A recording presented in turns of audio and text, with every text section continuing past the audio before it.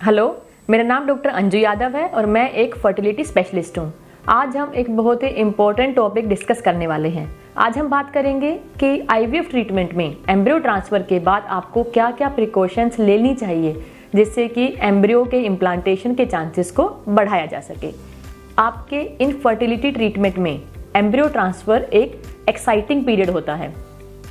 हफ्तों के इंजेक्शंस, दवाइयाँ, केयरफुल मॉनिटरिंग और एग कलेक्शन के बाद एम्ब्रियो ट्रांसफ़र करना पॉसिबल प्रेगनेंसी की दिशा में एक फाइनल स्टेप है। एक बार जब आपका एम्ब्रियो ट्रांसफ़र हो जाता है तो हम आशा करते हैं कि यह यूट्रस की लाइनिंग में इम्प्लांट हो जाएगा। सक्सेसफुल इम्प्लांटेशन आमतौर पर दो चीज़ों पर डिपेंड करता है। एक है एम्ब्रियो की क्वालिटी कैसी है और दूसरा एंडोमेट्रियम की ग्रहणशीलता, मतलब एम्ब्रियो को रिसीव करने की रिसेप्टिवनेस कैसी है। सबसे पहले हम डिस्कस करते हैं एम्ब्रियो क्वालिटी के बारे में। वैसे तो एम्ब्रियो क्वालिटी कई सारे फैक्टर्स पर डिपेंड करती है, जैसे कि इनफर्टिलिटी का रीज़न, स्पर्म क्वालिटी, कपल में कोई जेनेटिक एब्नॉर्मलिटी होना, बट सबसे इम्पोर्टेंट फैक्टर है फीमेल पार्टनर की एज। एक महिला की एज जितनी ज़्यादा होती है उसका ओवेरियन रिजर्व उतना ही कम होने लगता है और एज बढ़ने के साथ साथ आपकी एग की क्वालिटी भी कम होने लग जाती है, जिससे एम्ब्रियो के एनिप्लॉइड यानी कि क्रोमोसोमली एबनॉर्मल बनने की संभावना बढ़ जाती है। जब एक एम्ब्रियो एनिप्लॉइड या क्रोमोसोमली एबनॉर्मल होता है तो इसके इम्प्लांटेशन के चांसेस कम हो जाते हैं और मिसकैरेज के रिस्क बढ़ जाते हैं। ऐसे केसेस में जेनेटिक टेस्टिंग या डोनर एग लेना एक अच्छा विकल्प साबित हो सकता है। अब बात करते हैं यूट्राइन रिसेप्टिविटी के बारे में। यूट्राइन रिसेप्टिविटी भी कई रीजन से अफेक्ट हो सकती है, जिसमें हार्मोनल इम्बैलेंसेस, यूट्रस की प्रॉब्लम जैसे यूट्राइन सर्जरी, फाइब्रॉइड्स, इन्फेक्शंस और एंडोमेट्रियल लाइनिंग की समस्याएं शामिल हैं। आपके ट्रीटमेंट की शुरुआत में ही प्रॉपर टेस्ट के जरिए किसी भी समस्या की पहचान की जा सकती है और आमतौर पर एम्ब्रियो ट्रांसफ़र से पहले इन समस्याओं का इलाज करना बहुत ज़रूरी है और इससे आपके एम्ब्रियो का इम्प्लांटेशन रेट काफ़ी बढ़ जाता है। ऑलमोस्ट सभी पेशेंट्स का ये क्वेश्चन रहता है कि एम्ब्रियो ट्रांसफ़र के बाद इम्प्लांटेशन के चांसेस को बढ़ाने के लिए वे क्या कर सकती हैं।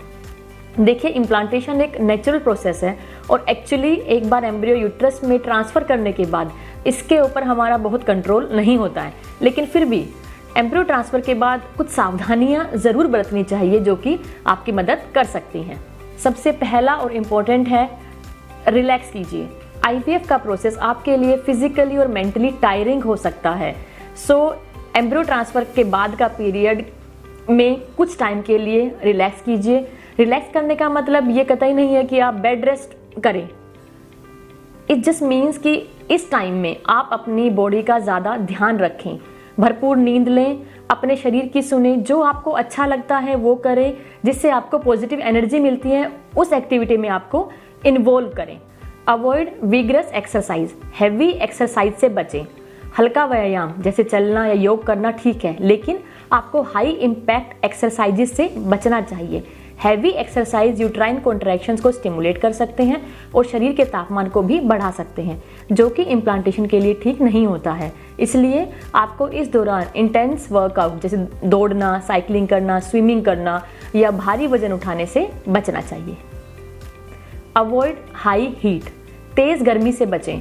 बढ़ा हुआ बॉडी टेम्परेचर इम्प्लांटेशन को अफेक्ट कर सकता है, इसलिए आपको हॉट टब, सोनाज और स्टीम रूम में लंबे टाइम तक रहने से बचना चाहिए। एब्सटेन फ्रॉम सेक्सुअल इंटरकोर्स, इस मुद्दे पर सबकी अलग अलग राय है, लेकिन हैवी एक्सरसाइज की तरह सेक्सुअल इंटरकोर्स या संभोग से भी यूट्राइन कॉन्ट्रैक्शन स्टिमुलेट हो सकती हैं। इसलिए सुरक्षित रहने के लिए आपको कुछ हफ्ते तक इंटरकोर्स से परहेज करना चाहिए जब तक कि आपकी प्रेगनेंसी रिपोर्ट नहीं आ जाती है। Eat a well balanced diet, embryo transfer के बाद एक संतुलित आहार लें। प्रोजेस्टेरोन मेडिकेशंस से, जो कि आपको आईवीएफ के प्रोसेस में एम्ब्रियो ट्रांसफ़र के बाद दी जाती हैं, कॉन्स्टिपेशन के चांसेस बहुत ज़्यादा बढ़ जाते हैं। इसलिए अपनी डाइट में फाइबर्स, फ्रूट्स और वेजिटेबल्स की मात्रा बढ़ा दें। पानी खूब ज़्यादा पिएं। आपको शराब, कैफीन और सिगरेट जैसे टॉक्सिक पदार्थों से भी बचना चाहिए। प्रोजेस्टेरोन एंड अदर मेडिकेशंस, अपने प्रोजेस्टेरोन मेडिसिन, इंजेक्शन और बाकी सब दवाइयाँ टाइम पर लेते रहें जब तक कि आपके डॉक्टर आपसे उन्हें बंद करने के लिए ना कहें। मेडिकेशंस, आपको रोज़ाना फोलिक एसिड लेते रहना चाहिए। अगर आप किसी हेल्थ प्रॉब्लम के लिए कोई मेडिसिन ले रहे हैं और वो प्रेगनेंसी में सेफ है तो उसे कंटिन्यू करिए। ज़रूरत पड़ने पर पैरासीटामोल ले सकते हैं। इसके अलावा कोई भी और मेडिकेशन अपने डॉक्टर से कंसल्ट करे बगैर ना लें। एम्ब्रियो ट्रांसफ़र के लगभग 14 दिनों के बाद आपका प्रेगनेंसी टेस्ट कराया जाता है। ये एक ब्लड टेस्ट होता है।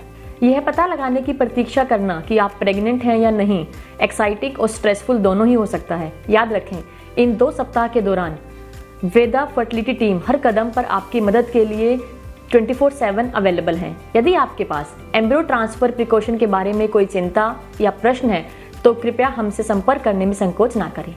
Thank you.